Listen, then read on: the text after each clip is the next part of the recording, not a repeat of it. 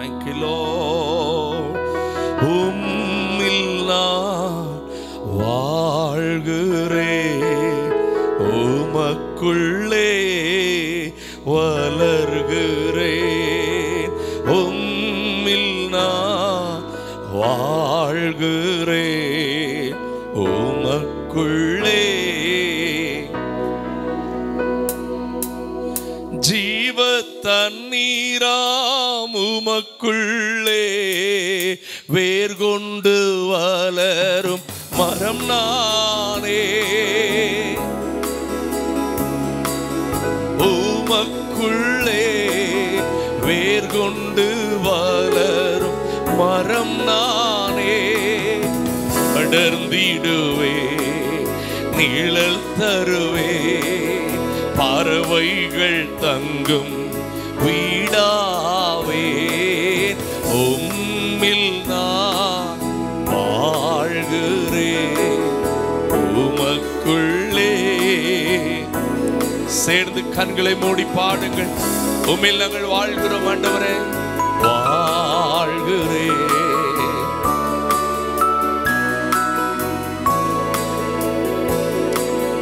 ஜீவ தண்ணீராம் உமக்குள்ளே வேர் கொண்டு வளரும். ஆசையாய் உணர்ந்து மனதார ஜீவ தண்ணீரே உமக்குள்ள வேரூன்றி வளரும் அந்த இரக்கத்தை கட்டளையிடுங்கப்பா. மரம் நானே வளர்ந்திடுவே, நிழல் தருவே, பறவைகள் தங்கோ. உம்மில் நான் வாழ்கிறேன், உமக்குள்ளே. ஹல்லேலூயா. பாடுங்க. இந்த வரிகளை பாடுவது உங்களை பலப்படுத்தும். ஆண்டவருடைய மனதை குளிர பண்ணக்கூடிய அந்த வார்த்தைகளை சொல்லி, தேங்க்யூ ராஜா. அடித்தளம் ரட்சகர் இயேசுவின் மேல் அமைந்து உயரும் கட்டடம் நான். உமக்குள் அடித்தளம் வைத்து வாழும் கிருபை தந்தற்காக நன்றி அப்பா. அமைந்து பெரும் காற்று அசைப்பதில்லை, பெருமழையோ பிரிப்பதில்லை. உம்மில் நான் வாழ்கிறேன், உமக்குள்ளே வளர்கிறேன். உம்மில் உமக்குள்ளே வளர்கிறேன். இயேசுவே எனது தலையானி, நானோ உமது உடலானேன். சொல்லுங்க, வலது கரத்தை உயர்த்தி. இயேசுவே என் தலையானீரே, நானோ உமது உடலானேன். உம் நினைவு என் உணவு, உம் விருப்பம் என் ஏக்கம். உம்மில் நான் வாழ்கிறேன், உமக்குள்ளே. ஹல்லேலூயா.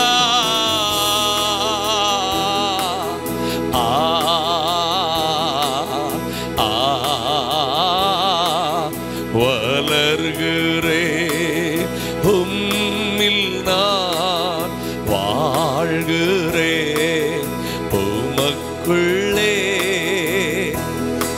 ஹல்லேலூயா. தகப்பனே, இரக்கமாய் இந்த நாளில் உங்க சமூகத்துல கூடி வர பண்ணினதை எண்ணி உமக்கு நாங்கள் நன்றி செலுத்துகிறோப்பா.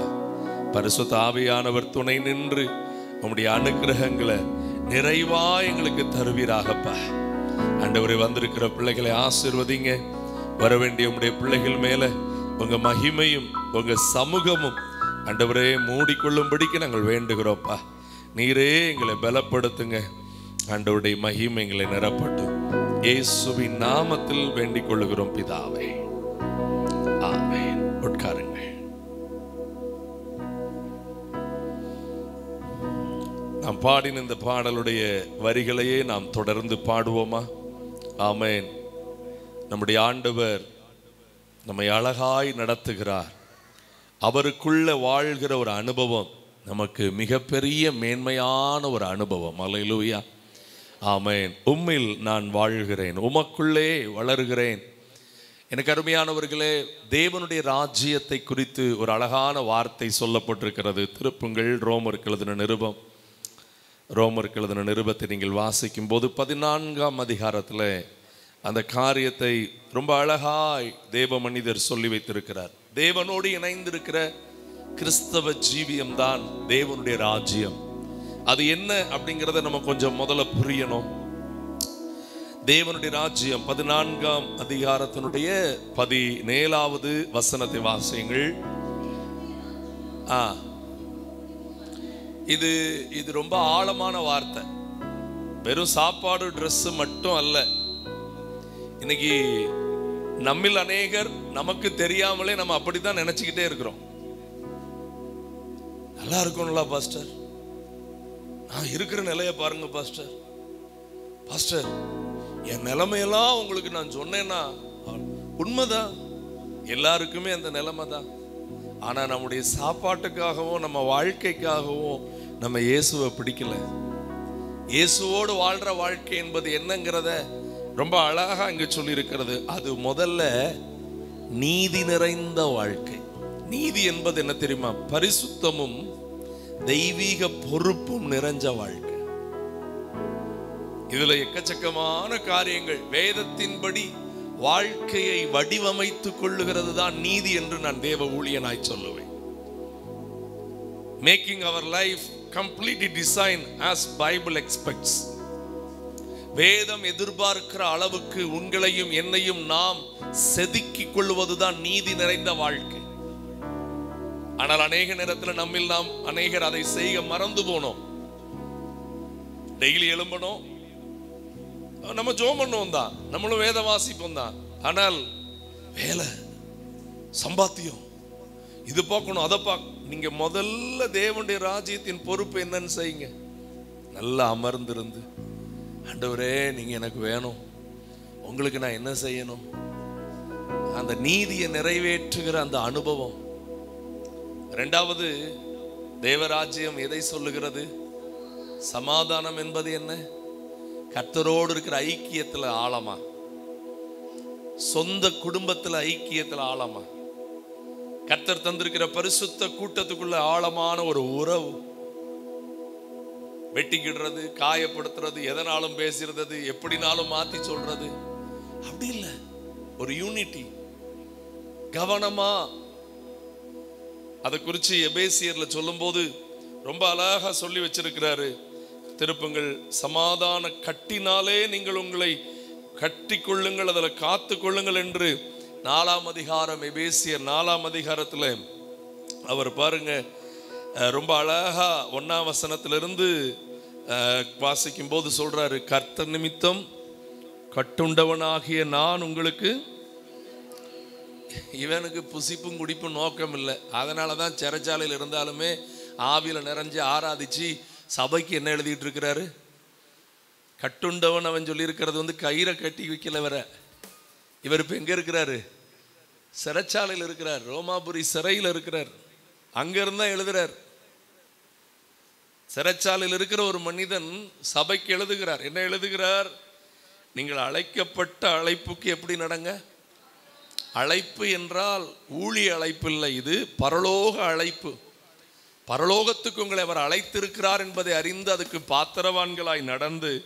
யாரெல்லாம் பாத்திரவான்கள் தெரியுமா? மிகுந்த மனத்தாழ்மை உள்ளவர்கள். மனசு அடிக்கடி சூடாகுது அப்படின்னாலே பிரச்சனை வந்துட்டுன்னு அர்த்தம். உடனே நமக்கு இப்படின்னா அப்படிதானா, இப்படின்னா அப்படிதானா அப்படின்னு சொல்லிட்டு இருந்தா ஆண்டவர் அதை ஏத்துக்கிடுறதே இல்லை. மிகுந்த மனத்தாழ்மை, ரொம்ப கவனமா நடந்து, கர்த்தருக்கு கோபம் வர்ற விஷயத்துல மாத்திரம்தான் நம்ம அதுல நம்முடைய கவனத்தை செலுத்தணும்.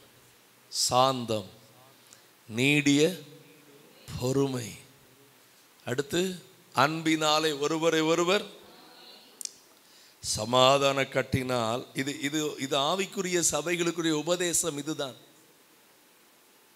ஆமென். போன வாரத்துக்கு முந்தின வாரம் நான் கர்த்தருடைய வார்த்தையை தேவ சமூகத்தில் சொல்லும்போது சொன்ன மாதிரி, நாங்கள் குழல் ஊதுனோம், நீங்கள் கூத்தாட. ரொம்பவருடைய மனசில் அப்படி தான். நான் நினச்ச மாதிரி என் புருஷன் இல்லை, என் பொண்டாட்டி இல்லை, என் பிள்ளை இல்லை, என் வீடு இல்லை, என் வேலை இல்லை, எங்கள் சர்ச்சு இல்லை, எங்கள் அவங்க இல்லை. நீங்கள் நினச்ச மாதிரி யாரும் இருக்கிறதுக்குன்னு யாரும் தேவையில்லை. ஆனால் நமக்கு கர்த்தர் நினச்ச மாதிரி நம்ம இருக்கணும். ரொம்ப அழகாக சொல்கிறாரு, அன்பினாலே ஒருவர் ஒருவர் தாங்கி சமாதான கட்டினால் ஆவியின் ஒருமையை காத்து கொள்ளுகிறதற்கு என்ன செய்தாவது சமாதானத்தை குறித்த காரியத்தில் கவனமாயிருங்கள்.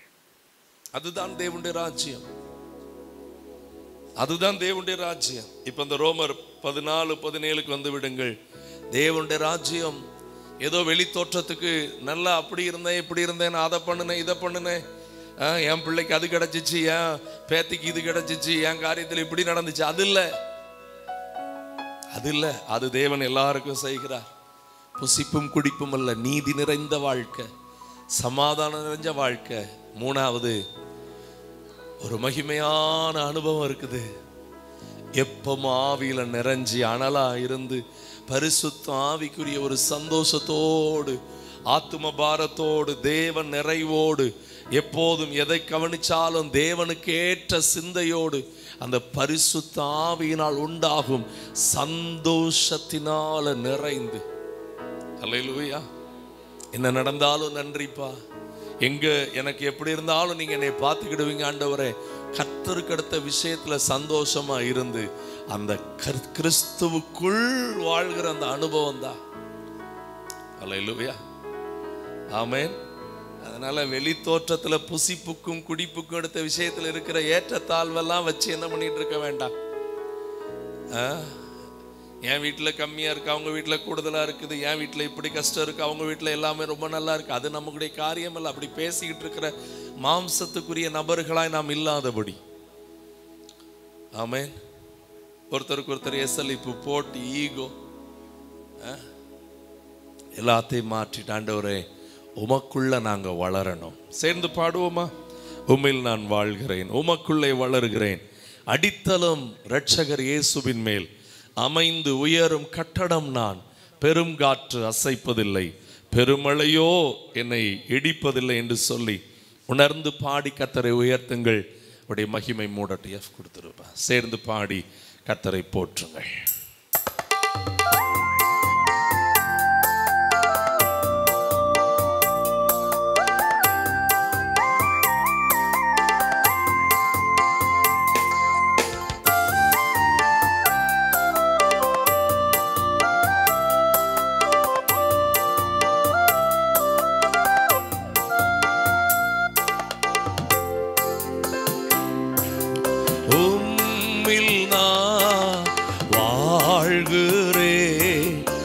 உமக்குள்ளே வளர்கிறே, உம்மில் நான் வாழ்கிறே, உமக்குள்ளே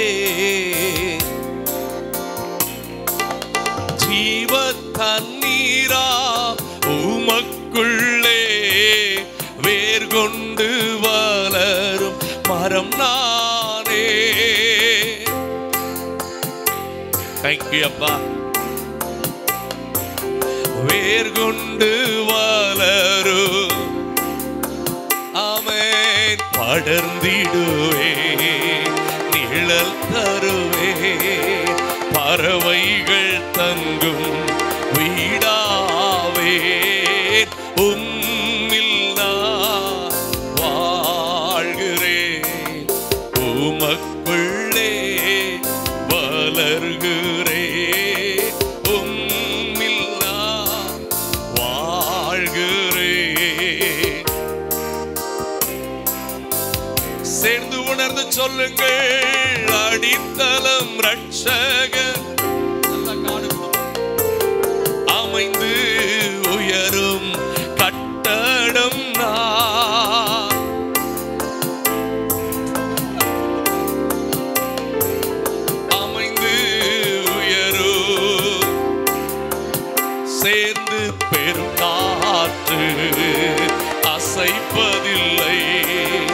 பெருமழையோ பிரிப்பதில்லை. உம்மில் நான் வாழ்கிறேன் உமக்குள்ளே. அல்லேலூயா. உம்மில் நான் வாழ்கிறேன் உமக்குள்ளே. இயேசுவே எனது தலையாணி, நானோ உமது உடலானே. தலையாணி நானோ உமது. ஓ நினைவு என் உணவு, உம் விருப்பம் என் ஏக்கம். உம்மில் நான் வாழ்கிறேன்.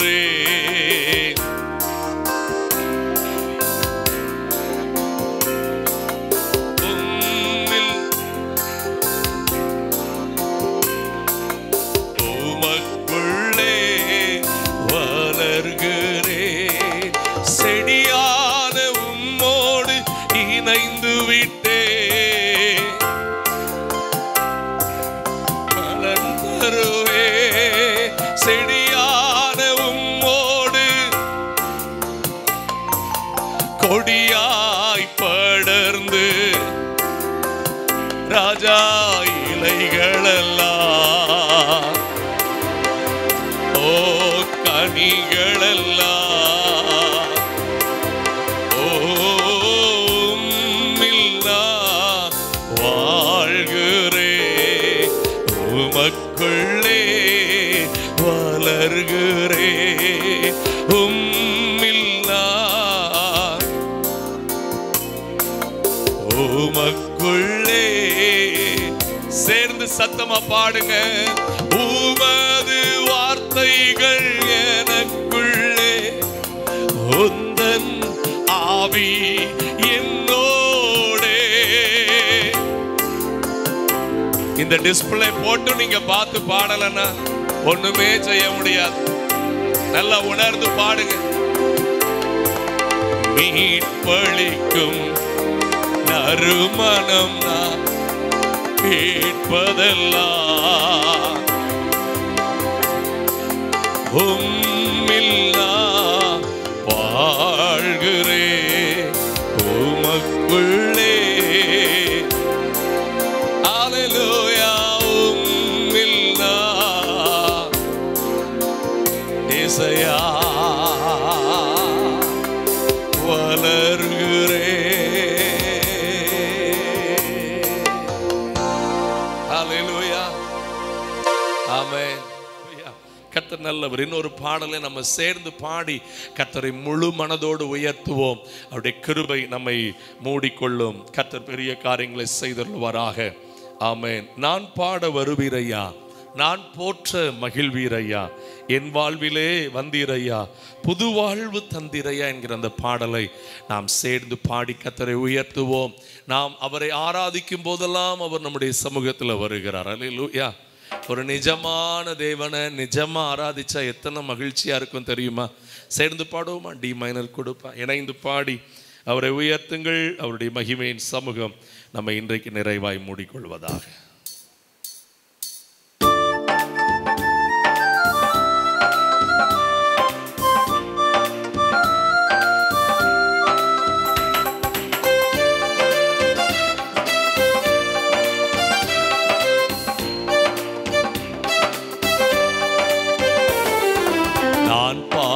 வருவீரையா,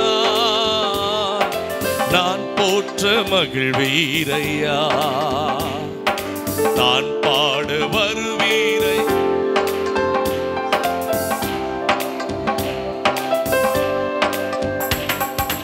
என் வாழ்விலே வந்தீரையா, புது வாழ்வு தந்தீரையா. என் வாழ்விலே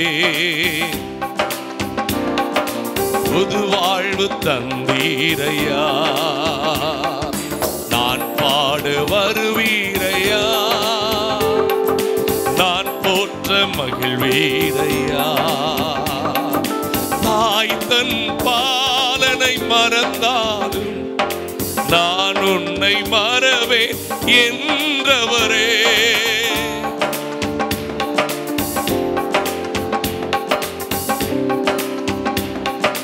என்றவரே உள்ளம் கையில் என்னை வரைந்தீரே. சொல்லுங்க. எந்த மதில்கள் உமக்கு முன்னே நான் பாட வருவீரையா. நான் போற்ற மகிழ்வீரையா.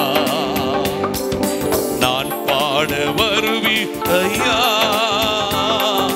நான் போற்ற மகிழ்வீரை. சொல்லுங்க. ஈமை பொழுதும் என்னை இரக்கத்தாலே என்னை சேர்த்து கொள்வீ.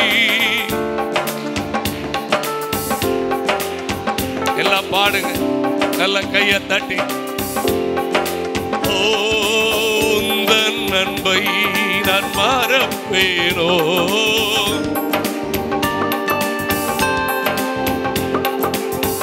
ஜீவனால் எல்லாம் பாடிடுவே. நான் பாட வருவீரையா. நான் போற்ற மகிழ்வீரையா. நான் பாட அல்லேலூயா. நான் போற்ற. மலைகள் பர்வதங்கள் விலகினாலும் இரக்கத்தாலே என்னை சேர்த்துக் கொள்வீர். உங்க இரக்கத்தாலே என்னை நேற்றும் இன்றும் என்று மாறாதவர்.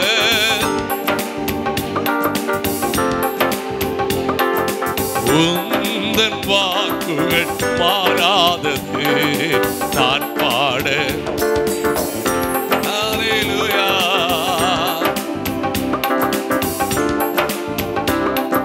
நான் பாட வருவீரையா. நான் போற்ற மகிழ்வீரையா. நான் பாடும்போது என்னுதடு கெம்பீரித்து மகிழோ. நீர் மீட்டு கொண்ட என் ஆன்மா அக்களித்து அகமகிழோ. நான் பாடும்போது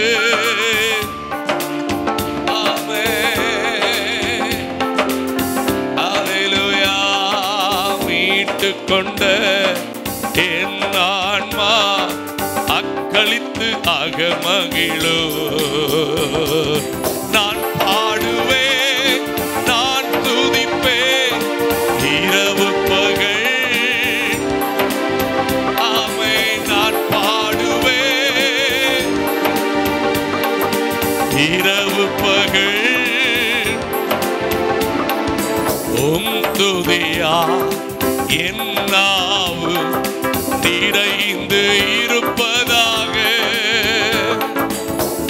துதியா என் நாவு நிறைந்து இருப்பதாக. நாள்தோறும் நாள்தோறும் உம்மை துதி. அல்லேலூயா. நம்பிக்கையோடு துதிப்பேன். தேங்க்யூ அப்பா. நாள்தோறும்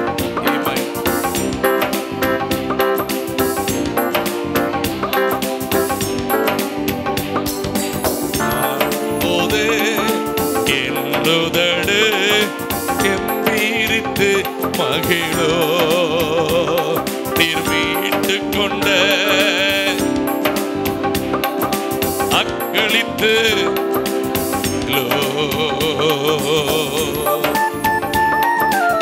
கருவறையில் இருக்கும் போது என்னை பராமரித்தீர் ஆண்டவரே.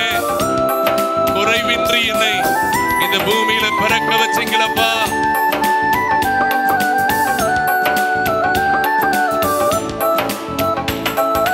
கருவறையில் இருக்கும் போது கர்த்தர் என்னை பராமரித்தீர்.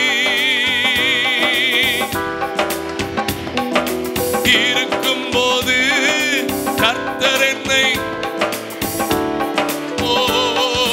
குறைவின்றி குழந்தையாக வெளியே நிற்கொண்டு வந்தீ. தேங்க்யூ அப்பா. வெளியே நீ நாள்தோறும் உம்மை துதிப்பே, நம்பிக்கையோடு துதிப்பே. சொல்லுங்க, நாள்தோறும் ராஜா நம்பிக்கையோடு துதிப்பே. நான் பாடும்போது என்னுதடு கம்பீரித்து மகிழும். நீர் மீட்டுக் கொண்டீரே, உங்க இரத்தத்தை சிந்தி என்னை மீட்டீங்களே, உமக்குள்ள மகிழ்ந்து களி கூறுவேன். எப்போதும் நான் தேடும் கண்மலை நீர்தானே ராஜா. ஆமென்.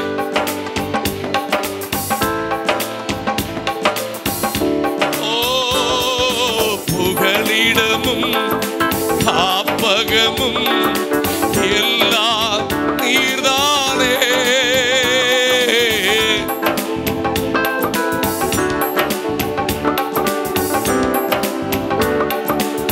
நாள்தோறும் நல்ல கரங்களை தட்டி நம்பிக்கை. ஹல்லேலூயா. நாள்தோறும் ராஜா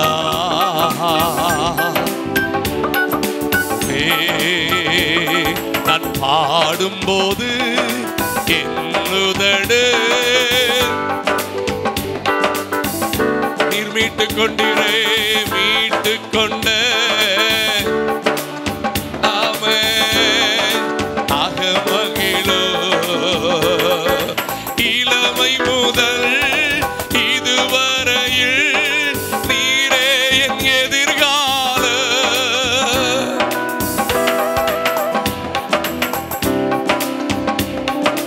நீரே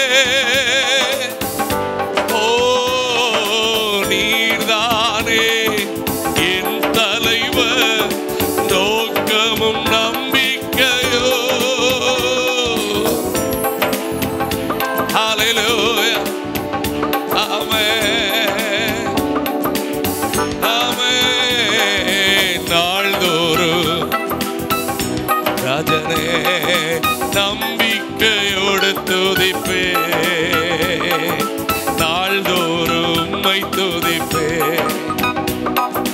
நம்பிக்கையோடு நான் பாடும்போது என்னுதடு மகிழோ. மீட்டுக் கொண்ட அக்களித்து ஆக மகிழோ. நான் பாடும்போது என்னுதடு மகிழோ. நீர் மீட்டுக் கொண்ட. ஹல்லேலூயா.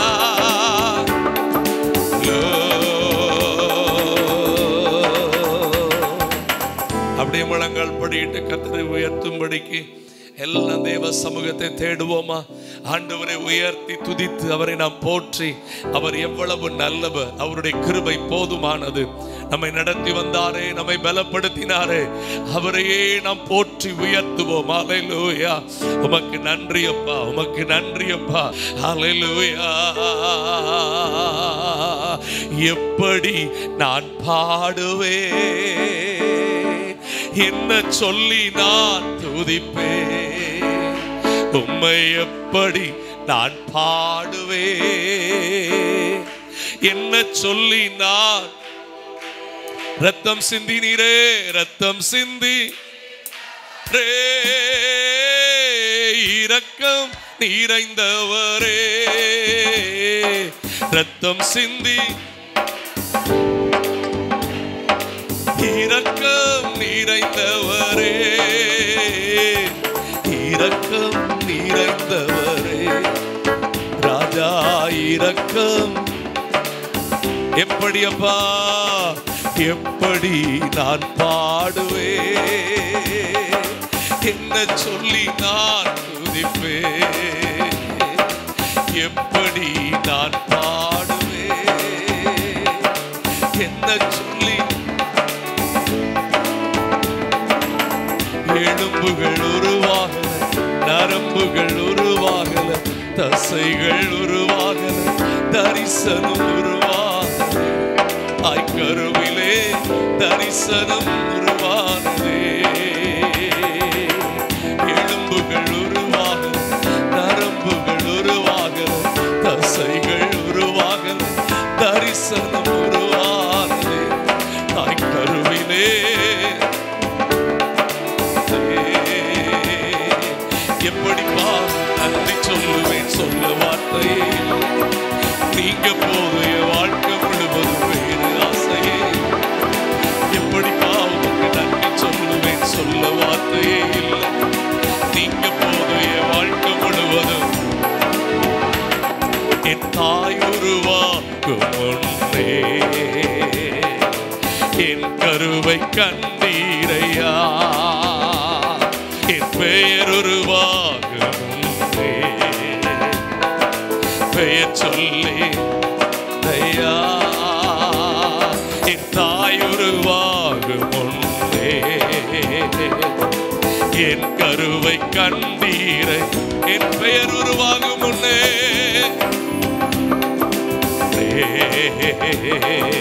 பெயர் சொல்லி அழைத்தீரையா. துதிக்கிறோம், ஒன்றாக கூடி துதிக்கிறோம், அல்லேலூயா துதிக்கிறோம். ஆமென். ஓ பரலோகமே உம்மை துதிப்பதா, கர்த்தாவே அங்கே வாழ்கிறீர், உம் ஆலயத்தில் உம்மை துதிக்கிறோ. கர்த்தாவே எழுந்தருளோ, உம்தன் நாமம் ராஜா அங்கே வாசம் செய்வீர், உந்தன் நாமம் உயர்த்தும் இடத்தில் அங்கே வாசம் செய்வீர். துதிக்கிறோ, சேர்ந்து சொல்லுங்க ஒன்றாக. ஹல்லேலூயா. ஓ ரபபல ரதரலரல கூடி துதிக்கிறோ. பரலோகமே உம்மை துதிப்பதா. நல்ல உங்க கைதட்டு பலமா முழு மனதோடு சத்தத்தை உயர்த்தி கர்த்தரை கனம் பண்ணி ஹல்லேலூயா தேவனை உயர்த்துங்க. ஆமென். எழுந்தருளோ, உம்மை போல் ஒரு தெய்வம் இல்லை, சர்வ சிருஷ்டிகரே உம்மை போல் ஒரு தெய்வம். ஓ சிருஷ்டிகரே ஆமென். துதிக்கிறோம், ஒன்றாக கூடி துதிக்கிறோம். ஓ ஓ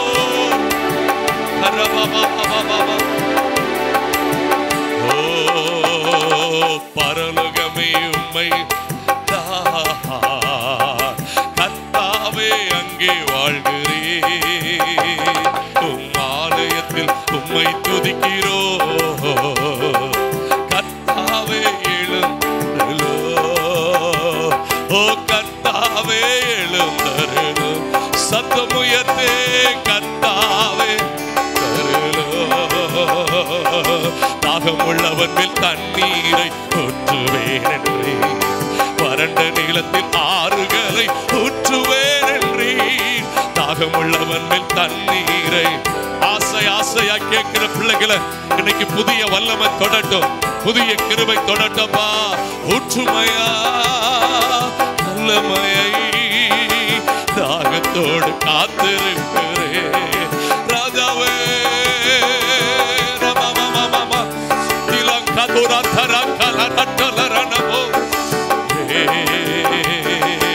தாகத்தோடு காத்திருக்கிறேன், மாம்சமான யாவர் மேலும் தொற்ற வேண்டுமே. மக்கள் எல்லாம் மறுரூபமாகட்டும், மறுரூபமாகட்டும், தேவ மகிமை ஊற்றப்படட்டும், எல்லா மாமிச கிரியைகள் இன்னைக்கு அழியட்டுமே. மக்கள் எல்லாம் இறைவாக்கு ஹல்லேலூயா ஊற்றுமையா உங்க வல்லமையை. தாகத்தோடு காத்திருக்கிறேன், ஓ ஊற்றுமையா உங்க வல்லமை. சிறு பிள்ளைகள் மேல, வாலிபர்கள் மேல, எல்லார் மேல உங்க மகிமை, மகிமை. தாகத்தோடு காத்திருக்கிறேன், தாகம் உள்ளவன் மேல் தண்ணீரை, பரிசுத்த ஆவியின் வல்லமை எல்லார் மேலும் இந்த எல்லைகள் முழுவதும். Holy Spirit, Holy Spirit, Holy Spirit, Holy Spirit, உம்முடைய மகிமை, மகிமை எல்லா உலக கிரியைகள் விலகட்டும். ஊற்று, ஊற்றுங்க, ஊற்றுங்க. Thank you Lord. நான் வாழ்வது உமக்காக, உமது ஊழியம் செய்வதற்காக, உமக்காக யாவையும் சகித்துக் கொள்வேனே. என் ஜீவனையும் பொருட்டாக நினைப்பதில்லையே. நீ தந்த ஊழியத்தை நிறைவேற்றிட ஆசையுடன் தினம் ஓடுகிறேன். ஆண்டோட்ட கேளுங்க, ஆண்டவரே ஒரே ஒரு வாழ்க்கை உங்களுக்காக வாழணும்ப்பா, உங்களுக்காக வாழணும் ஆண்டவரே. கண்களை மூடி வலது கரத்தை உயர்த்தி உமக்காக நான் வாழணும்ப்பா, உங்க விருப்பத்தையே நான் செய்யணும் ஆண்டவரே. Thank you Lord, hallelujah, thank you Lord. நான் வாழ்வது உமக்காக, உமது ஊழியம் செய்வதற்காக. நான் வாழ்வது உமக்காக, உமது ஊழியம் உமக்காக யாவையும் சகித்துக் கொள்வேனே. என் ஜீவனையும் பொருட்டாக உமக்காக யாவையும் சகித்துக் கொள்வேனே. ஜீவனையும் பொருட்டாக,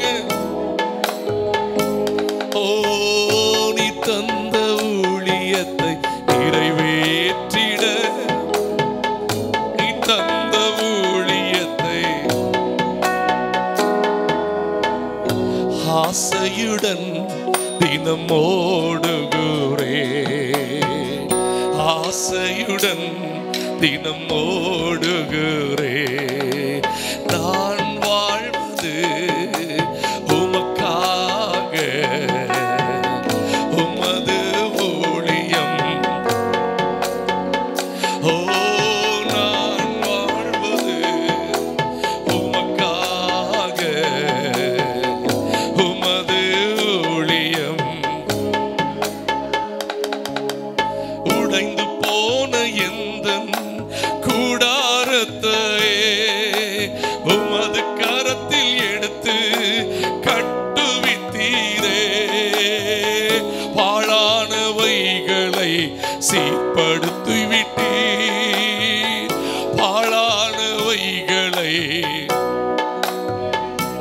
ஓ பயிர் நிலமா என்னை மாற்றி விட்டீர், பயிர் நிலமா என்னை மாற்றி விட்டீர். நான் வாழ்வது உமக்காக, உமது ஊழியம். ஓ நான் ஆமென் உமக்காக, உமது ஊழியம் செய்வதற்காக. தகப்பனே உமக்காக யாவையும் சகித்து கொண்டு உமக்கென்று ஓட எங்களை நாங்கள் முழுவதும் அர்ப்பணிக்கிறோம். பரிசுத்த ஆவியானவர் தொடர்ந்து ஆளுகை செய்யுங்க. தேவ பிரசன்னம் எங்களை வழி நடத்தி செல்வதாக இயேசுவின் நாமத்தில் வேண்டிக் கொள்கிறோம் பிதாவே.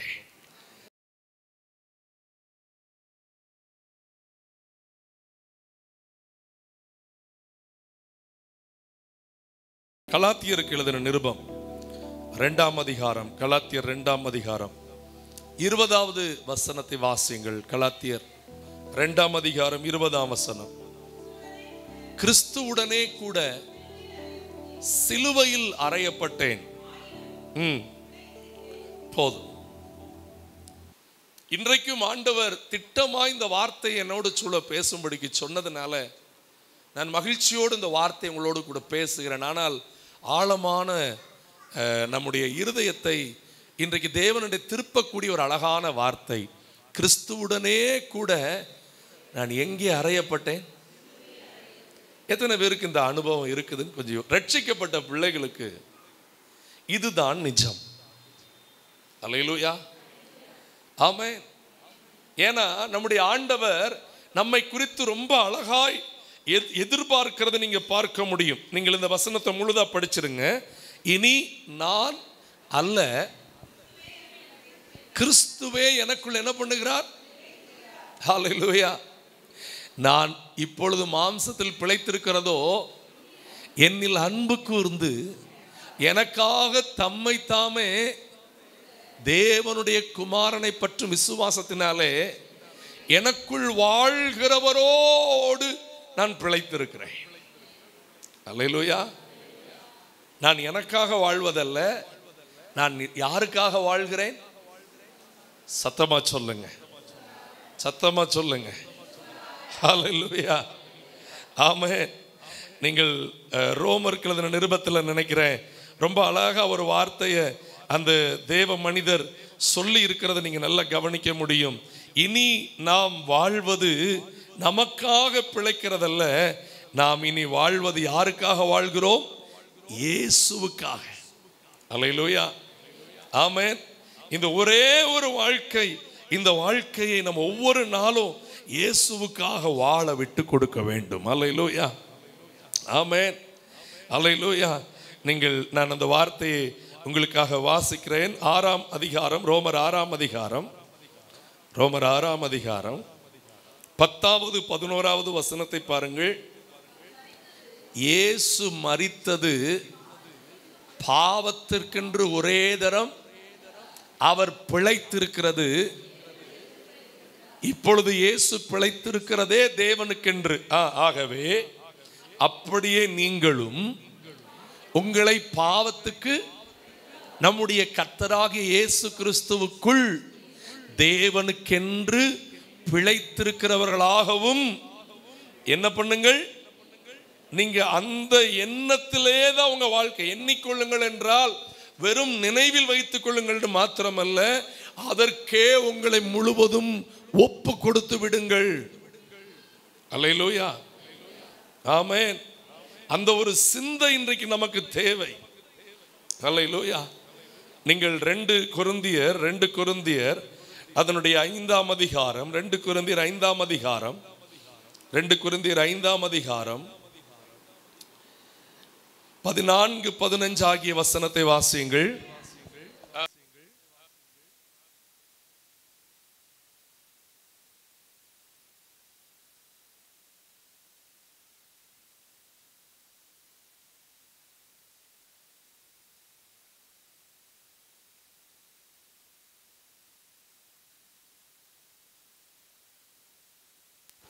பிழைத்திருக்கிறவர்கள் இனி தங்களுக்கு என்று வாழ்வது நான் அல்ல, என் சுயம் அல்ல அப்படிங்கிற அந்த சிந்தை இன்னைக்கு நமக்கு வேணும். எக்கச்சக்கமான வசனங்களை நீங்க பார்க்க முடியும். இந்த வசனத்துல பாருங்க, பிழைக்கிறவர்கள் இனி தங்களுக்கென்று, தங்களுக்காக மரித்து எழுந்தவருக்கென்று பிழைத்திருக்கும்படி அவர் எல்லாருக்காக என்ன பண்ணினார்? ஹல்லேலூயா, ஹல்லேலூயா. இன்றைக்கு ஆண்டவர்கிட்ட கேளுங்க, ஆண்டவரே எங்களுக்கு உமக்கென்று வாழுகிற அந்த நல்ல அனுபவத்தை தாங்கப்பா. அல்லேலூயா. ஆமா. ஏன் இந்த ஆழமா ஆண்டவர் பேசுறாரு? நீங்க நல்லா தெரியும், உங்களுக்கு ஒரு வசனம் நல்லா தெரியுமான்னு எனக்கு தெரியல, ஆனா உண்மையிலே ரொம்ப பேருக்கு அந்த அனுபவம் இல்லை. அதனாலதான் இந்த வசனங்கள்லாம் நமக்குள்ள உள்ள போகாது. மாறாக வாக்குத்தத்தம் ரொம்ப ஈஸியா உள்ள போயிடும். என் கூட வேகமா மத்தேயு 16ஆம் அதிகாரம் 24ஆம் வசனத்தை வாசிங்க. அப்பொழுது இயேசு தம்முடைய சீஷர்களை நோக்கி, ஒருவன் என்னை பின்பற்றி வர, நல்லா கவனிக்கணும், ரட்சிக்கப்பட்டு தேவனை பின் செல்லுகிற நபருக்கு சொல்லப்படுகிற வார்த்தை தான் இதே தவிர இது ஊழியக்காரனுடைய வார்த்தை அல்ல. ரட்சிக்கப்படுகிற ஒவ்வொருவருமே யாரை பின்பற்றுகிறவர்கள்? சத்தமா பாதி பேர் தான் சொன்னீங்க. யாரை பின்பற்றுகிறவர்கள்? இயேசுவை பின்பற்றுகிறவர்கள். அவன் தன்னை தான், இந்த இடத்துல தாங்க ரொம்பவருக்கு சரியான ஒரு அண்டர்ஸ்டாண்டிங்கை நம்மளால பார்க்க முடியல. இப்போ வேதம் சொல்லுகிற உபதேசத்தை பின்பற்றுகிறோம் சொல்லுகிற நம்முடைய சர்ச்சில் எத்தனை பேர் நம்மை நாம் வெறுத்து இருக்கிறோம்? தன்னை தான் வெறுத்து அப்படின்னா அதனுடைய அர்த்தம் என்ன? தனக்கென்று சொந்த திட்டம் இல்லாமல், தனக்கென்று சொந்தமான அஜெண்டா, அஜெண்டா மீன்ஸ் நான் இந்த கோல் வச்சு ஓடுறேன் அப்படின்னு இல்லாம ஒரே ஒரு காரியம்தான், ஆண்டவரே நான் என்ன செய்ய. பவுல் அதை அழகாக நமக்கு மாதிரியா சொல்லி தந்திருக்கிறார். இன்னைக்கு ஆண்டவருக்குள்ள வந்துட்ட தேவ பிள்ளைகள் எப்போதுமே சொல்லணும், ஆண்டவரே ஒவ்வொரு அசைவிலும் நான் என்ன செய்ய சித்தமாயிருக்கிறேன். இப்போ நான் என்ன செய்யணும் ஆண்டவரே? இன்னைக்கு ஆண்டவர் உங்கள்கிட்ட இந்த வார்த்தைகளை தெளிவா சொல்றாரு. தன்னைத்தான் வெறுத்து, தனக்கென்று தானே ஒரு திட்டம் வைக்கிறது இல்லை. அல்லேலூயா. என் கூட சேர்ந்து சொல்லுங்க, தாயின் கருவிலே என்னை உண்டாக்கும் போது அழகான திட்டங்களோடு என்னை உண்டாக்கி இருக்கிறீர் ஆண்டவரே. அந்த திட்டங்களை நான் அறிந்து அந்த திட்டத்தை செய்வதற்கு எனக்கு என்ன பண்ணுங்கப்பா, உதவி செய்யுங்க ஆண்டவரே. அல்லேலூயா, அல்லேலூயா, ஆமென். தன்னைத்தான் வெறுத்து, அடுத்து தன் சிலுவையை எடுத்துக்கொண்டு என்ன பண்ண கடவன்? பின்பற்ற கடவன். தன் ஜீவனை ரட்சிக்க விரும்புகிறவன். இதாங்க ரொம்ப முக்கியமான வார்த்தை. ஆனா ரொம்ப வேதனையோட நான் சொல்றேன், உங்களை நீங்க காப்பாத்திக்கிடணும்னு நினைச்சீங்கன்னா வசனம் சொல்லுது, உங்களை உங்களால் காப்பாற்றிக்கொள்ள முடியாது. ஆனால் நீங்கள் மாறாக என்ன செய்யணுமா? கர்த்தர் நிமித்தம் உங்கள் வாழ்க்கை அவர் கையில விட்டு கொடுத்தால் நீங்க போகிற அந்த ஆவிக்குரிய பாதையில உங்களுக்கான மகிமையான ஒரு மகத்துவத்தை நீங்க பார்க்க முடியும். சிலரால சில விஷயத்தை பிடிச்சுக்கிட்டு விடவே முடியாது. அடிக்கடி பெரியவங்களாம் ஒரு கதை சொல்லுவாங்க. மலை பாங்கான ஒரு இடத்துல போன ஒருத்தன் திடீர்னு சறுக்கி வழுக்கிட்டான். அவன் ரொம்ப ஜோம் பண்றவன். அவன் ஆண்டவர்கிட்ட கேட்கிற, ஆண்டவரே நீ இப்படி வந்து நைட்டெல்லாம் ஒரு இடத்துல இருக்க வச்சுட்டே, அவனுக்கு ஒரே ஒரு சின்ன கொப்பு ஒத்துல கிடைச்சிருக்குது, அதை ஒத்துல பிடிச்சு தொங்கிக்கிட்டு இருக்கான். ஆண்டவர் சொன்னாரா, வீடு அப்படின்னாரா. இது ரொம்ப பெரிய பள்ளம், விழுந்த என்ன ஆகுண்டே. மணி 2வது நைட்டு. கர்த்தர் சொல்றாரு, விடுடா, அதை மட்டும் சொல்லாதீங்க, எனக்கு வேற ஏதாவது இன்னொரு கொப்பு கிடைக்க வைங்க, இல்ல ஒரு கிளையில நீ எப்படி உட்காரையாவது வச்சிருங்க. ஆண்டவர் சொல்றாரு, விடுடா. கரெக்டா 6 மணி விடியுது. கீழே பார்த்தா ஒரு 4 இன்ச்சு தான் தரைக்கும் அவன் தொங்கிக்கிட்டு இருந்ததுக்கும். நம்மில் ரொம்பவர் அப்படித்தான். காலையில் அதிகாலையில் ஜெபம் பண்ணு, ஆண்டவரே நாளைக்கு பண்ணு. என்னைக்கு அந்த நாளைக்குன்னு தெரியாது, பரலோகத்தில் தான் அந்த நாளைக்குன்னு நினைக்கிறேன் சிலருக்கு. அல்லேலூயா. அமர்ந்திருந்து நானே தேவன் என்று அறிந்து கொள்ளுங்க. அல்லேலூயா. ஆனா அநேகர் அதை குறித்து கவனம் செலுத்துகிறதே இல்லை. தயவு செய்து நீங்க இதே மத்தேயு சுவிசேஷத்துல 10ஆம் அதிகாரத்துல, மத்தேயு சுவிசேஷத்துல இந்த வசனங்கள் எல்லாம் தயவு கூர்ந்து நல்லா கவனிக்கணும். ஏன்னா இதை நம்ம கவனிக்காம இருந்துட்டு தான் இன்னைக்கு கர்த்தர் எனக்கு ஒன்றும் செய்யல அப்படின்னு சொல்லிக்கிட்டு இருக்கிறோம். 10ஆம் அதிகாரத்துல பாருங்க, 10ஆம் அதிகாரத்துல பாருங்க, 37ஆம் வசனம் ரொம்ப ஸ்ட்ராங்கான வார்த்தை. அதுல ஒரு 5 நிமிஷம் நான் கொஞ்சம் பேசணும்னு கர்த்தருக்குள்ள விரும்புறேன். ரொம்ப சூப்பரா இருக்கு பாருங்க. ஆனா நம்ம ரொம்ப பேர் இந்த வசனத்துல ஃபெயில் ஆகி தான் நிக்கிறோம் இன்னைக்கு. படிங்க. தகப்பனையாவது தாயையாவது என்னிலும், சில அப்பா அம்மாவே பிள்ளைகளை இப்படிதான் ட்ரைனிங்கே பண்றாவ.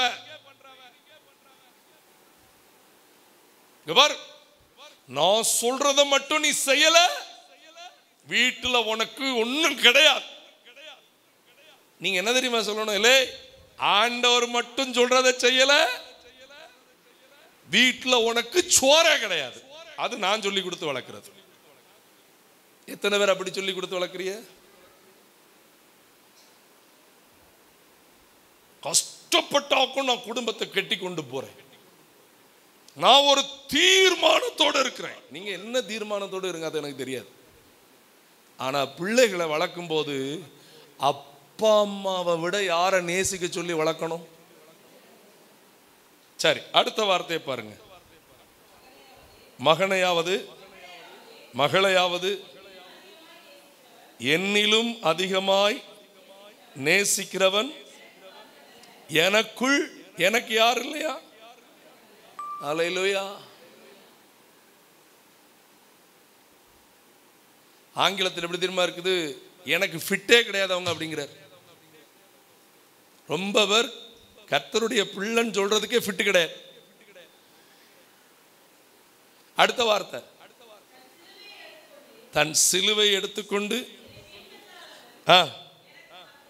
கொடுமையா இல்ல? சிலர் அப்படிதான் யோசிக்காவ. எல்லாரையும் விட ஆண்டவரை நேசிக்கணுமா, ஆண்டவரை விட யாரையும் நேசிச்சிட கூடாதான், இதுவும் போதாததுக்கு எதையும் தூக்கிட்டு போகணுமா? ஹலோ, எதுக்கு தெரியுமா? எதுக்கு தெரியுமா? நீங்க வேதத்துல வாசிக்கும் போது 1 பேதுரு 4ஆம் அதிகாரம் 1ஆம் வசனத்துல இந்த வார்த்தை அப்படியே இருக்கிறது நீங்க பார்க்க முடியும். 1 பேதுரு 4 1ஆம் வசனம் பாருங்க. இப்படி இருக்க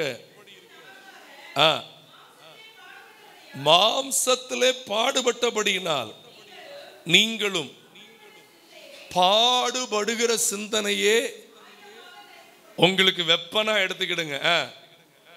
ஏனென்றால் மாம்சத்தில் பாடுபடுகிறவன் இனி மாம்சத்தில் இருக்கும் காலம் வரைக்கும்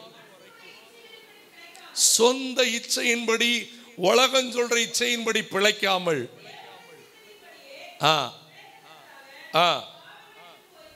அப்ப பாடுகள் வரும் பொழுது சிலுவையை சுமந்து, என்னன்னாலும் உங்களை நான் நம்புறேன் ஆண்டவரே, அப்படித்தான் ஆண்டவருக்குள்ள இருக்கணும். கொஞ்சம் பிரச்சனை வந்த உடனே, கொஞ்சம் வேதனை வந்த உடனே, ஒரு சின்ன போராட்டம் வந்தோடனே, அப்ப விட்டுருங்க, என்னை விட்டுருங்க, என்னை விட்டுருங்க, நான் போறேன், நான் போறேன், நான் போறேன், எனக்கு எனக்கு எனக்கு என்ன, எனக்கு உன் மாம்சத்தை நீ இன்னும் எங்க அறையல, நீ இன்னும் எனக்கு எனக்கு தனக்கு தனக்குன்னு தானே சொல்லிட்டு இருக்கிற. அப்போஸ்தலர் 17ஆம் அதிகாரத்துல 28ஆம் வசனம் பாருங்க. இதெல்லாம் அடிப்படையான அவசிய சத்தியங்கள். இதை மிஸ் பண்ணிக்கிட்டு நான் சர்ச்சைக்கு வந்து ஜெபம் பண்ணாலும் எனக்கு ஒன்றும் நடக்கல, பாஸ்டர் கை வச்சாலும் ஒன்றும் நடக்காது. உங்களுக்குள்ள கிறிஸ்துவை வாழ நீங்க விடாட்டா தேவ ஜனத்துக்கு ஒரு பெரிய மாற்றத்தை நீங்க பார்க்கவே முடியாது. வேகமா படிங்க. 17:28. ஏனெனில், எல்லாரும் சொல்லுங்க, அவருக்குள் நாம், அவருக்குள் பிழைக்கிறது மாத்திரமல்ல, அடுத்த வார்த்தையை நாம் படிக்கிற மாதிரி சொல்லுங்க, அவருக்குள் நாம் அசைகிறோம். அவருக்குள் நாம் இருக்கிறோம். அல்லேலூயா சொல்லுங்க. ஆமென். அல்லேலூயா. 26ஆம் வசனம் பாருங்க. மனுஷ ஜாதியான சகல ஜனங்களையும் ஒரே இரத்தத்தினாலே பூமியின் மீதெங்கும் முன் தீர்மானிக்கப்பட்ட, எல்லாரும் சொல்லுங்க, எனக்காக சகல விஷயத்தையும் முன்னமே என் ஆண்டவர் தீர்மானித்து வைத்து விட்டதினாலே அவருடைய காலங்களிலே என்னுடைய நல்ல காரியங்களும் மகிமையான ஆசீர்வாதங்களும் நடக்கும், நடக்காமல் இருக்க போகிறது இல்லவே இல்லை. என்னுடைய காலங்களும் முன் தீர்மானிக்கப்பட்டிருக்கிறது. என் குடியிருப்பின் எல்லைகளையும் அவரே திட்டம் பண்ணி என்னை வைத்திருக்கிறதுனாலே நான் அவருக்குள் பிழைத்திருக்கிறேன், அவருக்குள் அசைகிறேன், அவருக்குள் இருக்கிறேன். இப்ப சொல்லுங்க, இனி நான் அல்ல என்னில் வாழ்வது. ஆனா நம்ம அநேக நேரத்தில் எப்படி நடக்கிறோம்? அநேக நேரத்தில் நம்ம எப்படி நடக்கிறோம்? அனுதினமும் நம்முடைய சிலுவை எடுத்துக்கொண்டு நடக்கிறோம் ஆண்டவருக்கு பின்னாடி. ரொம்ப பேர் வீட்டில் போய் பார்த்தா தான் தெரியும். சின்ன விஷயத்துக்கு ரெகுலர் பைபிள் ரீடிங் ஜெபம் அநேகர்கிட்ட கிடையாது, அநேகர்கிட்ட கிடையாது. இரவும் பகலும் அவருடைய வேதத்தின் மேல் தியானமாக இருக்கிற மனிதனை மட்டும்தானே வேதம் ஆசீர்வதிக்கப்பட்டவன் சொல்லியிருக்குது. இரவும் பகலும் நான் என்ன நாளும் செய்வேன், நான் எப்படினாலும் இருப்பேன், வரும்போது கோயிலில் ஏற்றுக்க, வந்தாலும் திட்டாத, வராட்டாலும் திட்டாத, நின்னாலும் ஒன்றும் சொல்லாத, பிரச்சனை பண்ணாலும் ஒன்றும் செய்யாத, இனி ஏதாவது சொன்ன அப்படின்ட்டு என்னைய நீங்கள் சொன்னீங்கன்னு வச்சுக்கிடுங்க, நான் ஒன்றுமே செய்ய முடியாது. இரவும் பகலும் தியானமாக இருக்கிற மனுஷன் தான் சபையில் நிற்க முடியும், பரலோகம் போக முடியும். கர்த்தரை வாஞ்சையா தேடணும். அல்லேலூயா. அந்த சிலுவையின் மரணம் நமக்கு எவ்வளவு பெரிய பாக்கியம் தெரியுமா? அல்லேலூயா. சொல்லுங்க, நான் கிறிஸ்துவுடனே கூட சிலுவையில் என்ன பண்ணப்பட்டேன்? அறையப்பட்டேன். இனி நான் அல்ல, என்னில் வாழ்வது யாரு? சிலுவையில் அவர் அறையப்பட்டது முக்கியமா 3 காரியத்துக்காக நமக்கு அறையப்பட்டார். அதை மட்டும் தியானிச்சு நான் முடிக்கும்படி விரும்புகிறேன். இப்படி கிறிஸ்துவுக்குள் வாழ்கிற பிள்ளைகள் தான் அந்த ஆசீர்வாதங்களை சுதந்திரித்துக் கொள்ள முடியும். நீங்க 1 பேதுருவுக்கு நீங்க வருவீங்கன்னா, 1 பேதுருவின் புஸ்தகம் அதனுடைய 1ஆம் அதிகாரம், 1 பேதுரு 1ஆம் அதிகாரம் 18, 19 ஆகிய வசனங்களை நீங்கள் வாசிக்கும் போது, உங்கள் முன்னோர்களால் பாரம்பரியமாய் நீங்கள் அனுசரித்து வந்த வீணான நடத்தை நின்று அழிவுள்ள வஸ்துக்களாகிய வெள்ளியினாலும் பொன்னினாலும் மீட்கப்படாமல் குற்றமில்லாத மாசற்ற ஆட்டுக்குட்டியாகிய கிறிஸ்துவின் விலையேறப்பெற்ற இரத்தத்தினாலே, அவருக்குள்ள பிழைச்சிருக்கிற ஒரு தேவ பிள்ளை முதல்ல எதை விட்டு விலகினவர்கள் தெரியுமாங்க? முன்னோர்கள்ட்ட இருந்த பயனற்ற பாரம்பரியங்களிலிருந்து கர்த்தர் நம்மை விடுதலையாக்கி இருக்கிறார். அல்லேலூயா. மீட்கப்பட்ட அந்த இரத்தம் இன்றைக்கு உங்களுடைய உச்சந்தலை முதல் உள்ளங்கால் வரைக்கும் எந்த பரம்பரை கட்டுகளும் உங்க மேல கிடையவே கிடையாது. அல்லேலூயா. ஆமென். தகப்பன் வழி குற்றமா, தாய் வழி குற்றமா? ஆமென். ஆமா, ஒரு குருடன் ஒருவனுக்கு கண்ணு தெரியலன்னு உடனே சீசர்கள் எல்லாம் இந்த கேள்விதான் கேட்டாங்க, இவங்க அப்பா செஞ்ச பாவமா, இவன் செஞ்ச பாவமா? பாரம்பரியமாய் வருகிற நம்முடைய வாழ்க்கையின் கட்டுகள், பலவீனங்கள், போராட்டங்கள் எல்லாம் இருந்து யாருடைய ரத்தம் நம்மை மீட்டிருக்கிறது? அப்போ இவருக்குள்ள நீங்க சொல்லலால, நான் சிலுவையில அறையுண்டேன். அல்லேலூயா. அநேக வீடுகளில் இந்த பாட்டை இறந்த வீட்டில் தான் பாடுவாங்க. ஆனால் எனக்கு இன்னைக்கு காலையிலே அந்த பாட்டு ஓடிச்சு. சிலுவையில் அறையுண்டே, இனி நான் அல்ல இயேசுவே அவரின் மகிமையே எனது லட்சியமே. அல்லேலூயா. நான் சிலுவையில் அறையுண்டிருக்கிறேன். இனி வாழ்வது நான் அல்ல, எனக்குள்ள யார் வாழ்கிறா? அல்லேலூயா சொல்லுங்க. ஆமென். அல்லேலூயா. உங்களை பார்க்குறவங்க உங்களுக்குள்ள இயேசுவை பார்க்குற அளவு நீங்க சொல்லுங்க, நான் பாரம்பரிய கட்டுகளிலிருந்து என்ன ஆகிவிட்டேன்? விடுதலை ஆகிவிட்டேன். என்னை விடுவித்தது இயேசு கிறிஸ்துவின் ரத்தம். அதனாலதான் நான் சிலுவையில் அறையப்படுறதுக்கு இன்னைக்கு என்னை கர்த்தர் அழைக்கிறார். மீட்கப்பட்ட நான் பழைய மனுஷனை இன்னும் வச்சுக்கிட்டே இருக்க கூடாது. அதை நான் எங்க அரைஞ்சிடணும்? சிலுவையில் அறை. இனி வாழ்வது நான் அல்ல.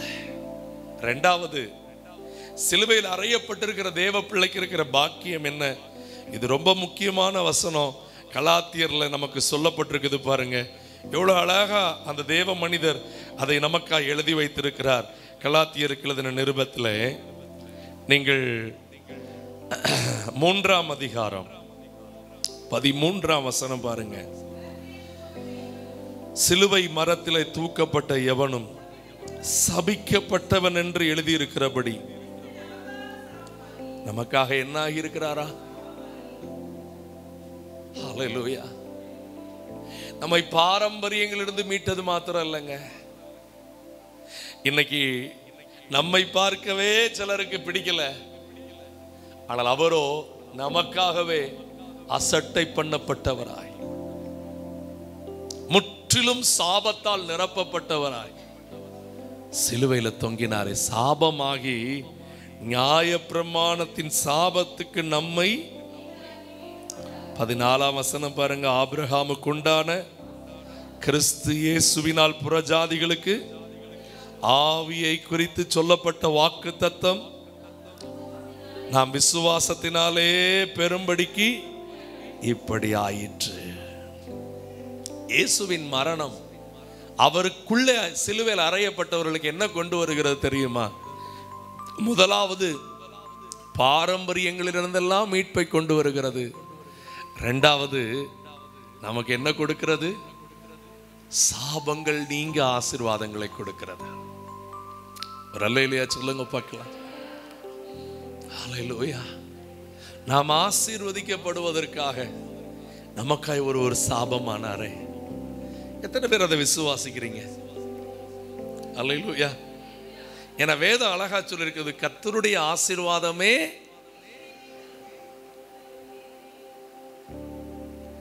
நீங்க உழைச்சிக்கிட்டே இருந்து நீங்க கவனமா இருந்து ஆசீர்வாதத்தின் நிறைவை பார்க்க முடியாது. கர்த்தர் உங்களை ஆசீர்வதிக்க வேண்டும். அல்லேலூயா. ஆபிரகாம் காலத்திலே நீங்க பாத்தீங்கன்னா 24ஆம் அதிகாரம் ஆதியாகமத்திலே 24ஆம் அதிகாரம் ஆதியாகமத்திலே 1ஆம் வசனத்தை வாசிக்கும் போது ஆபிரகாம் கர்த்தர் ஆபிரகாமை நல்லா கவனிங்க. அப்போ கர்த்தர் சகல காரியத்தில் ஆசீர்வதிச்சு வராம நம்ம வீட்டுக்குள்ள சாபம் போய் ஆசீர்வாதம் வரவே முடியாது. அதனாலதான் நீங்க இன்னைக்கு சொல்லணும், நான் கிறிஸ்துவோடு கூட சிலுவையில் இனி நான் வாழ்வது யாருக்காக? இயேசுவுக்காக.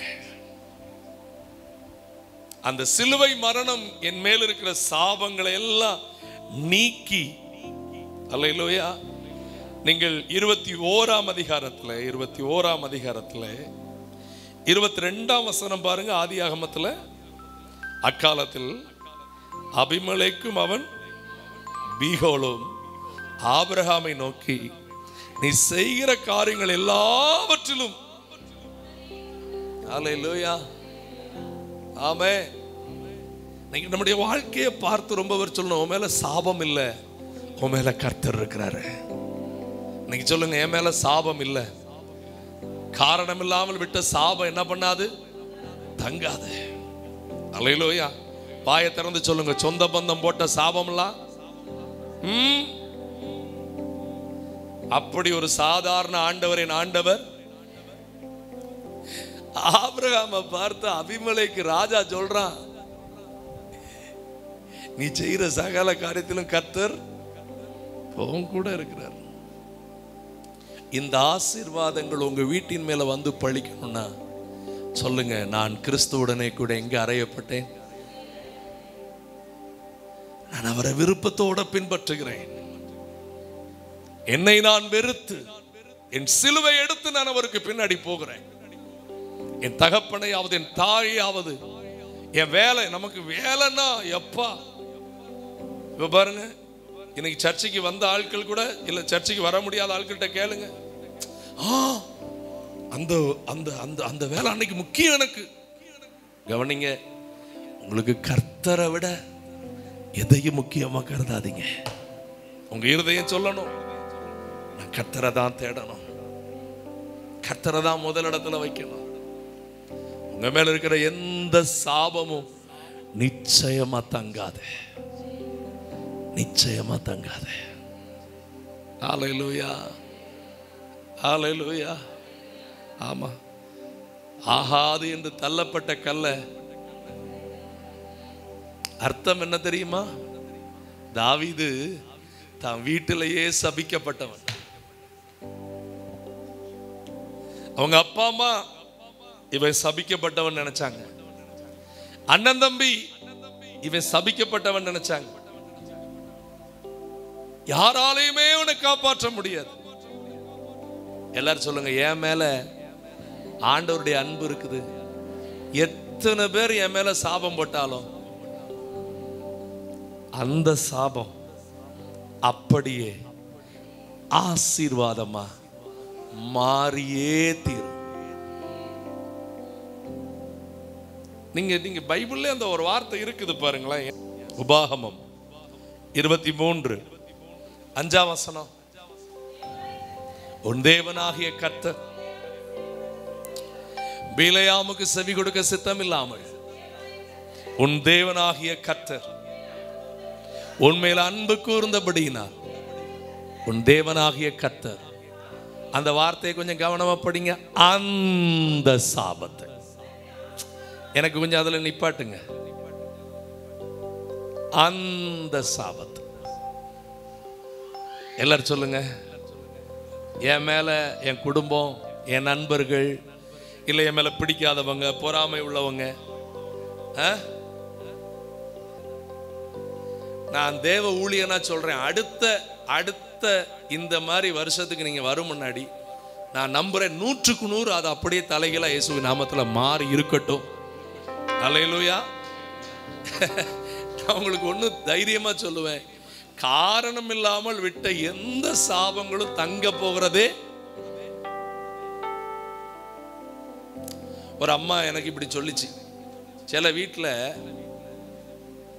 சிலர் உட்கார்ந்து நெஞ்ச தடவிக்கிட்டே இருப்பாவலாம். நெஞ்ச தடவிட்டே இருப்பாவன்னு என்ன அர்த்தம்? இப்போ காலேஜுக்கு ஒரு பிள்ளை படிக்க போயிருக்குன்னு வச்சுக்கிட்டுங்களேன், பிள்ளை 4 நாளைக்கு ஃபோன் போடலைன்னா அப்பா அம்மா தேடுது. Okay good. கல்யாணம் முடிச்சு போயிட்டுன்னு வச்சுக்கிட்டுங்களேன், கல்யாணம் முடிச்சு போன பிள்ளைய வீட்டில இருந்து தாய்காரி சொல்லுது, போனவா போனா, அப்படியே போய் சேர்ந்தா. அம்மா இருக்கே நான் பார்க்கறதில்ல. அம்மா அவளை எதுக்கு நீங்க அனுப்பி வச்சிய? உன் வாழ்க்கைய நீ வாழுன்னு தானே. நான் சொல்றேன், தேவன் நினைத்ததை, இது ஸ்ட்ராங்கான வார்த்தை. ஒரு விவாகம் நடந்து முடிஞ்ச பிறகு அந்த கணவன் மனைவிக்குள்ள பையனுடைய பெற்றோரோ மகளுடைய பெற்றோரோ உள்ள போனா அது சாபம், அது சாபம். பிறகு கர்த்தரனை ஆசீர்வதிக்கலன்னு கேட்டா முடியாது, முடியாது. ஆலோசனை கொடுக்கலாம். நான் இந்த காலகட்டத்தில் இத்தனை குடும்பங்களோடு தேவனுக்கென்று நான் நிற்கிறதுல எனக்கு ஒரு முறை ஒரு காரியத்தை அழகா ஆண்டவர் சொல்லி தந்தார். நான் கல்யாணம் கட்டி வச்சு ஒரு தங்கச்சிக்கு நான் ஒரு ஆலோசனை கொடுக்கும்போது தான் எனக்குள்ள வந்து ஒரு வெளிச்சத்தை ஆண்டவர் கொடுத்தார். நான் அந்த பிள்ளைகிட்ட சொன்னேன், இங்க பாருமா, உங்க அப்பா அம்மா, உங்க மாமா மாமி, இந்த பக்கம் இருக்கிற பாஸ்டர், அந்த பக்கம் இருக்கிற பாஸ்டர், சொந்த பந்தங்கள் எல்லாம் நாங்க உங்களுக்கு வேலி தான். வேலி வாழ்க்கைக்கு உள்ள வரக்கூடாது. உள்ள வந்துட்டா வேலி பயிரை மேஞ்சிரும். அதுக்காக வேலையை பிடுங்கி போட்ட ஓ மண்டை உருளும். அப்ப எதை எங்க வைக்கணுங்கிற கவனம் இருக்கணும். அப்பா அம்மா வளர்த்ததுக்கு நன்றியா இருக்கணும். பாஸ்டர்மா ஜோம் பண்ணதுக்கு நன்றியா இருக்கணும். எல்லாரையும் கனம் பண்ணணும். ஆனால் கர்த்தரை முதலிடத்துல வைத்து கணவர் ஆலோசனையை கேட்டு கணவர் சொல்றதுக்கு கீழ்ப்படிஞ்சு நடக்கிற ஒரு வீடா இருந்துச்சுன்னா அந்த வீடு தான் ஆசீர்வதிக்கப்பட்ட வீடு. அல்லேலூயா. ஆமா, அநேகருக்கு அப்படிலாம் இல்லை. தானே தான் மேல மண்ணள்ளி போட்டுக்கிட்டு. என் வீட்டில் எங்க அம்மா என்ன எப்படி வளர்த்தா தெரியுமா? வீட்டில் போய் கேட்டாதான் தெரியும். ஆமா, ஒரு ஒரு சின்ன ஷார்ட், ஒரு ஜோக்குக்கு தான் ஒன்று ஒருத்தவங்க வாட்ஸ்அப்பில் அனுப்பியிருந்தாங்க. என்ன அனுப்பியிருந்தாங்கன்னா, கணவனும் மனைவியும் வெளியில போறாங்க. அப்போ மாமியார் சொல்லுது, மாமியார்னா பொண்ணோட அம்மா சொல்லுது, சந்தோஷமா போயிட்டு வாங்கம்மா அப்படின்னு சொல்லுது. அப்போ இவர் சொல்றாரு, இல்லை இல்லை இல்லை, இவர் 2 நாள் உங்ககிட்ட இருக்கட்டும் அப்படின்னு அந்த அம்மா சொல்லுது. நான் என்னைக்கு சந்தோஷமா இருக்கேன்னு கேட்குது. யாரு? சிலருக்கு புரியல. சிலருக்கு பெத்த பிள்ளை வீட்டில் இருந்தாலே அந்த அம்மாவுக்கு சந்தோஷம் கிடையாது. வீட்டில் நம்ம இருக்கும்போது சாபத்துக்குரிய பாத்திரமா நம்ம இருக்கவே கூடாதுங்க. நம்ம மூலமா நம்ம வீட்டுக்கு என்ன வரணும்? ஆசீர்வாதம் வரணும். அப்ப என் மேல சாபம் வர்ற அளவுக்கு நான் நடந்து கொள்ள கூடாது. நீங்க வேதத்துல படிச்சு பார்த்தீங்கன்னா, தான் மேல தனக்கே சாபத்தை வருவிச்சுக்கிட்டது ஏசா. ஏசா ஏன் சாபத்தை வருவிச்சுக்கிட்டான் தெரியுமா? எல்லாம் அவன் இஷ்டத்தை தான் செய்வான். அவன் இஷ்டத்துக்கு தான் அவங்க அப்பாவையும் வளைச்சு வச்சுக்கிட்டான். எப்போதும் புரிஞ்சுக்கிடுங்க, நான் கிறிஸ்துவோடு சிலுவையில் என்ன பண்ணப்பட்டேன். இனி என் சொந்த இஷ்டம் ஒன்றும் கிடையாது. நான் வாழ்வது யாருக்காக வாழ்கிறேன்? இயேசுக்காக வாழ்கிறேன். அந்த இயேசுக்காக வாழ்கிறதுனால என்னை பாரம்பரியத்திலிருந்து அவர் என்ன பண்ணிட்டார்? மீட்டு கொண்டார். 2வது, சாபத்திலிருந்து என்னை என்ன பண்ணி கொண்டார்? மீட்டு கொண்டார். என் மேல இன்னைக்கு சாபம் ஒன்றுமே பழிக்காது. அல்லேலூயா. சத்தமா சொல்லுங்க அல்லேலூயா. சில ஆட்கள் வாயை திறந்தாலே சாபம் போடுற ஆட்கள்லாம் உண்டு. ஆமா, நம்முடைய வாயில ஆசீர்வதிக்கவே அன்றி சபியாதிருங்கள் என்று வேத வசனம் திட்டமா சொல்லியிருக்குது. நீங்க யாருக்கு என்ன சாபம் கொடுக்குறீங்களோ அது உங்க மேல வந்து திரும்பிடக்கூடாது. நீங்க ஆகவே கவனமாய் நடந்து என்ன பிரச்சனை வந்தாலும் சொல்லுங்க, கர்த்தர் பார்த்து கொள்ளுவார். நீங்க சவுல் எவ்வளவோ பிரச்சனை பண்ணும்போது தாவீது ஒரு வசனம் அடிக்கடி சொல்லுவான். பைபிள் படிச்ச பிள்ளைகளுக்கு தெரியும். கர்த்தர் அதற்கு சரியாகவும் அதற்கு அதிகமாகவும் செய்ய கடவுள். அவ்வளவுதான், சிம்பிள். நடந்ததை நியாயம் தீர்க்க போறது யாரு? கர்த்தர். அவர் கையில கொடுத்துருங்க, அழகாய் நியாயம் தீர்ப்பார். அல்லேலூயா சொல்லுங்க. ஆமென். அப்போ நான் சிலுவையில் அறையுண்டேன்.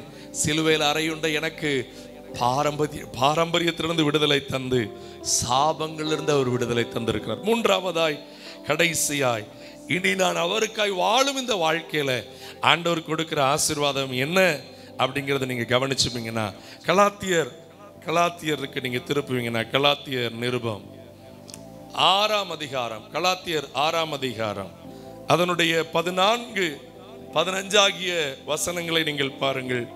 கலாத்தியர் 6:14.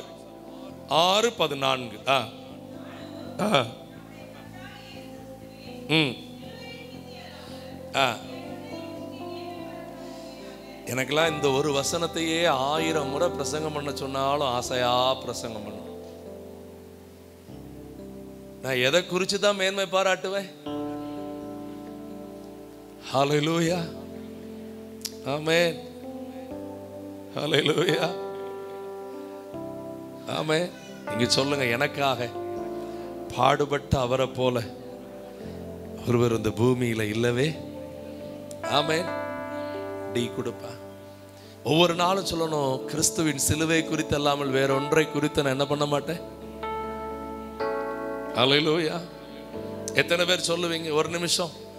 ஆமென்.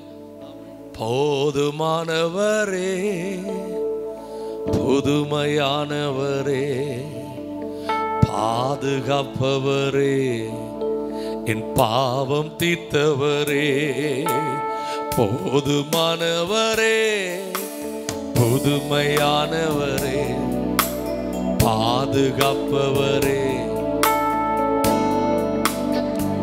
சொல்லுங்க ஆராதனை, ஆயுளெல்லாம் இசையா.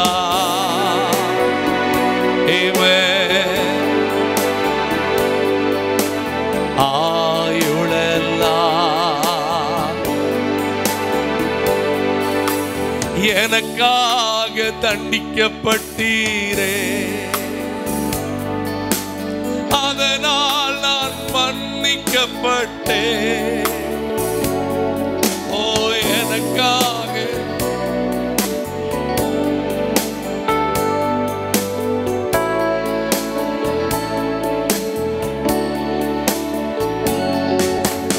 எனக்காக காயப்பட்டீரே, அதனால் நான் சுகம் பெற்றுக்கொண்டேன். வாஞ்சையுள்ள பிள்ளைகள் கண்களை மூடி நல்ல வலது கரத்தை உயர்த்தி, நீர் எனக்கு போதும் தகப்பனே, அதனால் நான் சுகம். ரெண்டு கரம் உயர்த்தி ஆராதனை, ஆயுளெல்லாம் ஆராதனை.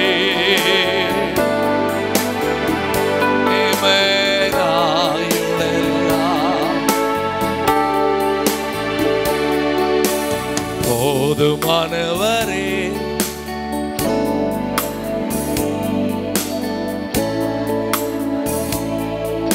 என் பாவம் தீர்த்தவரே.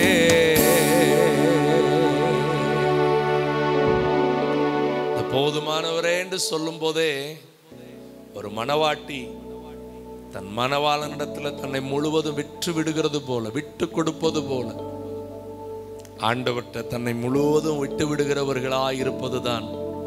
இனி நான் வாழ்வது எனக்காக அல்ல, கிறிஸ்துவுக்காக. அவர் என்னை பாரம்பரியங்களிலிருந்து மீட்டு விட்டார், என்னை சாபத்திலிருந்து மீட்டு விட்டார். தொடர்ந்து இந்த வார்த்தையை படியுங்கள்.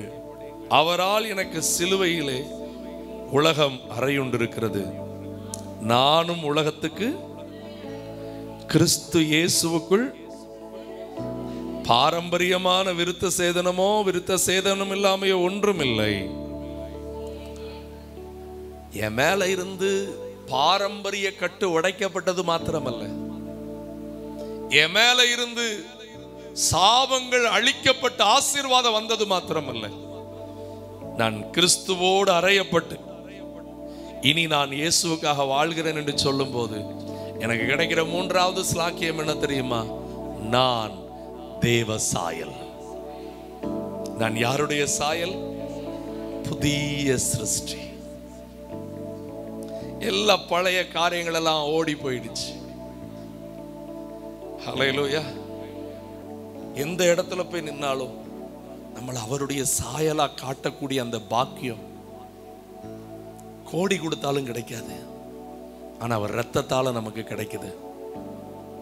இன்னைக்கு ஆண்டவர்கிட்ட கேளுங்க, ஆண்டவரே என்னுடைய சுயத்தை நான் சிலுவையில் அறைகிறேன், இனி நான் அல்ல, என்னில் வாழ்வது யாரு? இயேசு என்று சொல்லுங்கள்.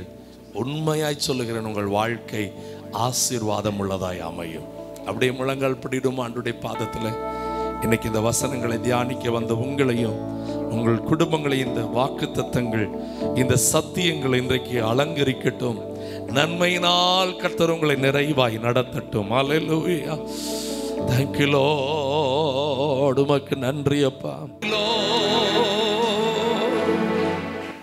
என் இயலாமையில் நீ செயல்படுவே, உம் கரம் என்னை விலகாதிருக்கும்.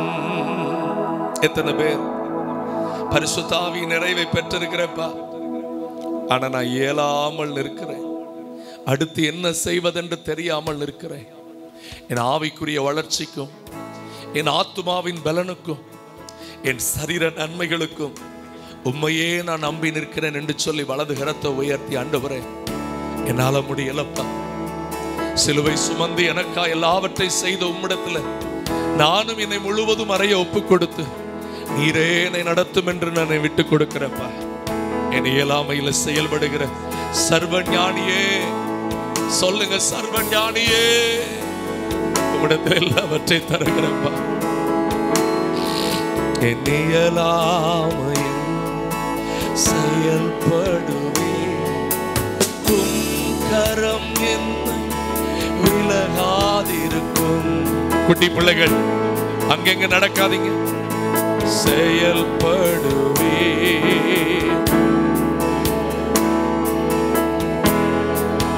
சின்ன பிள்ளைகளை பாடுங்க. மாலைகளை பெயர்ப்பி, கண்ண மூடி கண்ண மூடி,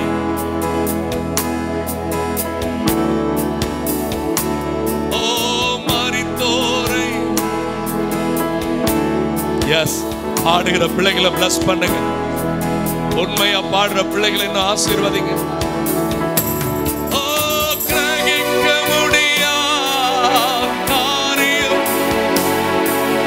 சர்வஞானியே,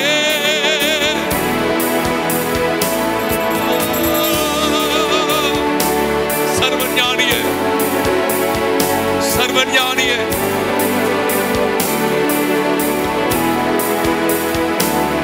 பெரும் போலும் கையும் இருபரிவாரமா உம்மாலன்.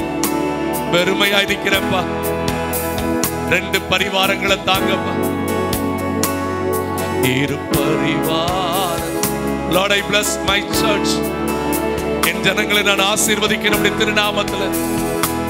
ஓ ஆகாயத்து பட்சிகளை, ஓ என்னையும் காட்டு புஷ்பங்களை.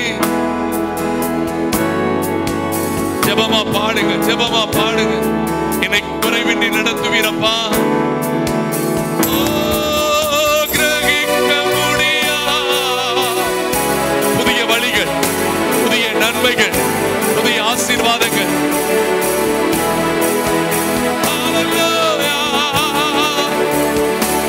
Let the presence, let your glow, let your glow, let the presence. Oh, கிரகிக்க முடியாத. Yes, Lord.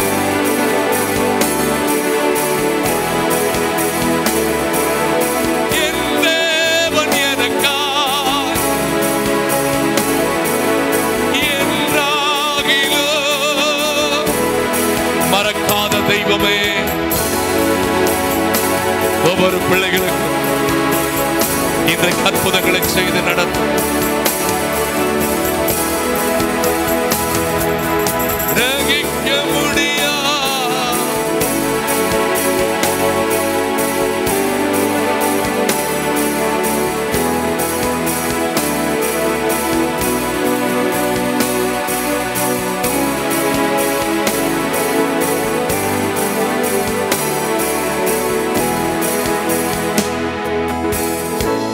இயலாமையில நீங்க செயல்படுவீங்கப்பா. உங்க கரம் என்னை விட்டு விலகாத ஆண்டவரே, உங்க கரம் என்னை விட்டு விலகாத ஆண்டவரே. உங்க இருதயத்துல கைய வச்சு, என் பலன் என்னங்கிறது உமக்கு தெரியும், என் சூழ்நிலை என்னங்கிறது உமக்கு தெரியும். நீர் சர்வஞானி. உமையே நாங்கள் உயர்த்துகிறோம் ஆண்டவரே. Thank you Jesus. Thank you Jesus. மலைகளை பெயர்ப்பீர் என்றால் என் தடைகள் உமக்கு மாத்திரம் ஆண்டவரே. மரித்தோரையே எழ செய்கிறது நீர் என்றால் என் நோய்கள் உமக்கு மாத்திரம் ஆண்டவரே. Thank you Jesus. நீர் எல்லாவற்றையும் செய்து முடிக்கிறதுக்காய் நன்றி அப்பா. அத்தனை பேருடைய வாழ்க்கையிலும் பாரம்பரிய கட்டுகளை உடைத்தவர், சாபங்களை உடைத்தவர், எல்லாருடைய வாழ்விலும் புதிய சிருஷ்டியாய் மாற்றினவர், நல்ல நன்மைகளை தந்து நல்ல ஆசீர்வாதங்களை தந்து இவர்களை கனம் பண்ண போகிறதற்காக உமக்கு நன்றி அப்பா. உங்களுடைய அன்பின் பிரசன்னத்தில் நாங்கள் முழுவதுமாய் உங்க பிள்ளைகளை ஒப்புக் கொடுக்கிறோம் ஆண்டவரே. இந்த நாளில் ஜெபிக்க, ஆராதிக்க, வார்த்தைகளை கேட்க வந்த அத்தனை பேர் மேலும் உடைய நன்மையும் உடைய தயவும் பரிபூர்ணமாய் தங்கி இருப்பதாகப்பா. பரிசுத்த ஆவியானவர் துணை செய்து உம்முடைய திருநாமத்தை உயர்த்துங்க ஆண்டவர். இந்த நாட்களில் ஜெபித்து ஒத்துழைத்த அத்தனை பேரையும் கர்த்தர் ஆசீர்வதிங்க, கிருபை தாங்கி வழி நடத்துவதாக இயேசுவின் நாமத்தில் வேண்டிக் கொள்கிறோம் எங்கள் ஜீவனுள்ள நல்ல பிதாவே. சேர்ந்து சொல்லுங்கள், என் ஆத்துமாவே கர்த்தரை ஸ்தோத்திரி, முழு உள்ளமே பரிசுத்த நாமத்தை ஸ்தோத்திரி. என் ஆத்துமாவே கர்த்தரை ஸ்தோத்திரி, கர்த்தர் செய்த சகல உபகாரங்களையும் மறவாதே. ஆமென். அல்லேலூயா.